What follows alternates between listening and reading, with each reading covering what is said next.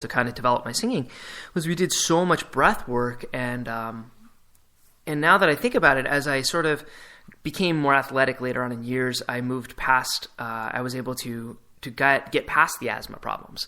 And I wonder if at a certain point, I never really thought about this till this moment, that all that work I did in theater and all that work I did on diaphragm really could have helped me as I was developing as an athlete, that maybe it wasn't my quote unquote conditioning, that I felt like, as I became more conditioned, as I got better as an athlete, my asthma really was something that became less and less of a problem. I had sports induced asthma, but I was also doing a lot more singing, a lot more theater, a lot more acting.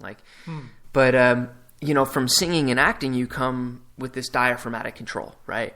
And then from dance, we have this feeling of movement and of grace and control, and it's interesting how when you put those two together, and I think acting, you have that emotional connection, and you're saying that like they might be so connected to their emotions that if they feel off, as soon as they're able to make that, as soon as someone teaches them, right, or exposes them, or, you don't know the feeling until you know the feeling, until someone exposes them to that feeling that, like, when you eat this, how do you feel? I imagine those people would be really super in touch with how they feel, and they could be like, I feel this way. I feel this way. So I think that's fascinating that maybe actors could be the new spokesman for how to eat better, because they're like, look, I just feel like this when I eat this. I feel like this when I eat this, because they've cultivated this emotional intelligence. Yeah. I think that's fascinating. It's almost like they're getting into this meditative theta state, and it's just it's fascinating. I could even find myself like, in particular scenes where I have to imagine myself thinking like, what would it feel like for me to be cheated on? And then I have to immerse myself in those emotions, which is crazy. Or what would it feel like for me to see this beautiful woman at a party and then feel this immense attraction towards her? And then I start thinking about people like Heath Ledger, who got so immersed into his scene that he went overboard, So I could feel myself slipping into those states. And even when I got out of it, I kind of identified myself with the character, which was so weird.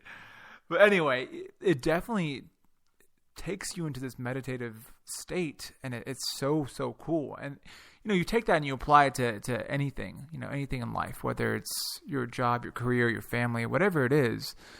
And it's so amazing what the results are as a result of what you're doing.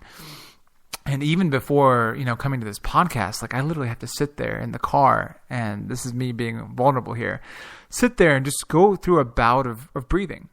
I'm like, no matter what happens today, whatever comes out of my mouth will come from a place of peace, groundedness, and breath. And when I can come from that place, then no matter what is being said, I feel at peace with it, and I think that's invaluable with anything you do. So would you say that doing a podcast has been a conquering? Is it a fear? Is it being uncomfortable? Is it the actual talking, or is it maybe just being perceived a certain way? Is it that you won't have words? I feel like it's more of the words won't come. Like all these feelings are like in me, like wanting to come out. But the words to describe these emotions and feelings are not coming out in a way that I'd like to convey the same emotion that I'm feeling. So that's always been a thing with me, especially speaking with bigger crowds. One-on-one, I'm on it. Like I just get into a flow state, and then I kind of like forget what I said. And they're like, "Did you even realize what you just said? It was like profound." I'm like, "No, I have no idea what I said." but when it's bigger groups, I've had this kind of, my neck gets tight, my throat gets tight, and I realize it. It's so much self-awareness to a point where I'm like, holy crap, I'm tight. Then I start thinking about the fact that I'm tight, and it's this like endless cycle in my head. Your words, then I lose my words. So the breathing becomes so important. And if I have a lack of sleep, if I haven't eaten well, same thing. I feel totally off with clients, with friends.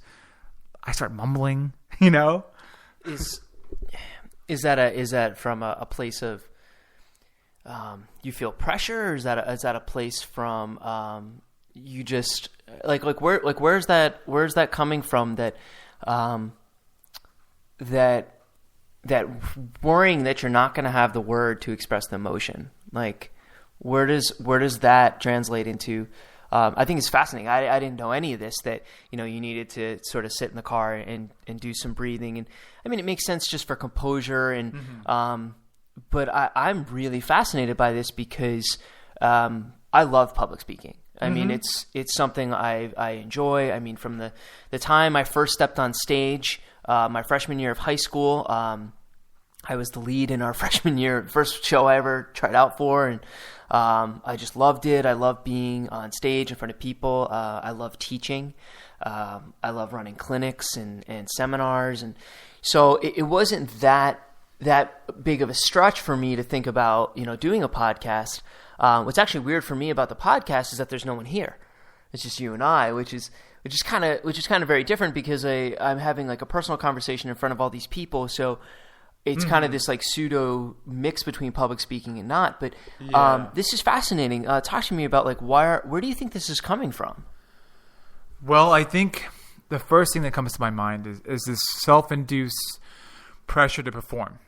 And being a coach, being, I guess, now a public figure. Like, I'm starting a gym, people are seeing me all the time. I'm in the people's eye. I feel this overwhelming sense that I need to look a certain way. I need to present myself in a certain way.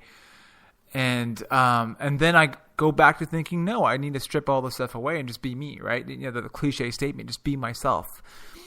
And then what it takes for me to be myself is just is doing these physiological things, like whether it's like breathing or bouncing up and down and flailing my arms around, just getting really loose, doing mobility work on the floor, whatever it may take to get more in touch with this grounded place, rather than being so heady, like rather than having like thoughts bouncing from, am I good enough for this?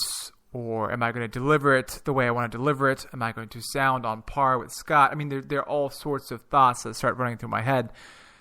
And it made me think about my childhood. And I feel like a lot of stuff kind of goes back to that, and childhood. I grew up in Dubai, UAE, and it's a pretty liberal place considering that it's in the Middle East. And growing up there was interesting because I grew up under the undertone of religion, strict religion. Islam is what I grew up under. And with Islam, it's this kind of idea that you have to be careful with your words. You have to kind of save face. You have to be careful with women. You don't want to say the wrong thing. It doesn't want to come out. You don't want to come off sexual or too arrogant or too cocky. And so I used to kind of suppress some of my thoughts and feelings. And I used to have these very like deep thoughts about life and the universe and the body and what I thought was natural and normal. I felt myself to be a sexual moving being that needs to basically express himself the way he wants to express himself. But in Islam, you have to kind of, it's more roundabout. Like, it's more subtle. Like, yeah, you realize that, and it's kind of an understood concept, but you don't go flashing it around everywhere, so to speak. And their standard of flashing around is different than my standard, right? So I grew up under this feeling of fear that if I was going to be a particular way, I had to be careful, or else I go to hell, right? So every action proceeded from this place of, if I don't do this, I go to hell. If I don't do that, I go to hell. So moving to the U.S. was this kind of crazy experience that shattered all my paradigms, everything I thought about who I was. And so from then on, it's been this kind of process of stripping away all this conditioning, so to speak, that I've kind of burdened my entire nervous system, my entire physiological system. Yeah, it's been quite a process, and I'm still going through it. And I think being a personal trainer, starting a gym, doing this podcast with you, starting YouTube videos, acting, and those things are really challenging me. They're like, it's like getting underneath the barbell and lifting 400 pounds, but it's a totally different experience. That's awesome. It kind of almost sounds like you're stripping away your words to match what was there, and maybe that like you wanted to be, you just purely you, and you wanted the things that you said and that came out of you to just be organic and just be what they were, but you were stopping yourself short of being something because the words had to be very specific. You had to say certain things, you had to, be a certain way, and maybe now, maybe speaking makes you nervous because you're like, you're trying to continuously and, sort of sandpaper, kind of rub away that filter that, I don't have to second guess my word. And I imagine that even there was probably some translation there from going with multi-language, right? I mean, being completely comfortable that your word is the one that you want to choose, right? Yeah, because the school I went to was a British school. So while we did learn English, it was, again, the way you spoke was different. Again, the way you spoke UK English is so different than American English. Well, the British are very different. I mean, so are Australians. I mean, there are so many places in this world that speak a form of English. I mean, we live in Texas. Yeah, there's Texas English. Yeah, So exactly. So, I had to almost stop myself from being too polite, too kind. Well, I won't say too kind, too nice. I had to move from a place of being too nice to being kind. And I think the difference between both. Being kind is at least to me is being genuine. Yeah. But you're not like undervaluing or disrespecting yourself in the process. And I think that's what I was doing when I first moved over, because I thought, well, this is just how I was born to be, right? This is what I was born into. So as a result, I'm going to express that. And even when I did express that, my family, my cousins are like, who are you? You're not Sumer that we knew. You're not the guy that we knew. And even now I'm so different to them, and it's still kind of a shocker, but I think they're starting to understand that now I've found this, I guess I found my own way of being, or I got back in touch with who I really was, and it was basically a process of becoming a well-being. That's basically what it was. I think there's something powerful just to wrap up this episode, and just the point that a well-being is true, and is that you really can't be well unless you're true, unless your outside words reflect yourself on the inside. And if you have angry words on the outside that are reflecting angry inside, maybe you need to work on the angry inside. But at the same time, if you're angry inside and saying, kind of covering up things on the outside, there's a lack of ability to, I think, make change and become well and maybe deal with anger issues, because you're not really congruent. And I think there's some pretty cool stuff. So this show kind of went in a really cool direction. But as we wrap up here, I want to say thank you for kind of opening that up to the to the beings. And I hope everyone out there can, think about this a little in this next week or whatever, and just work on maybe feeling a difference. Like, make one change, right? Like, maybe add what would you say? Drink how much water you think a day? What's 8 glasses? At least 2 liters. 2 liters? 2 liters. Try and drink 2 liters of water a day, and see if you can get in and feel a different emotional sense, right?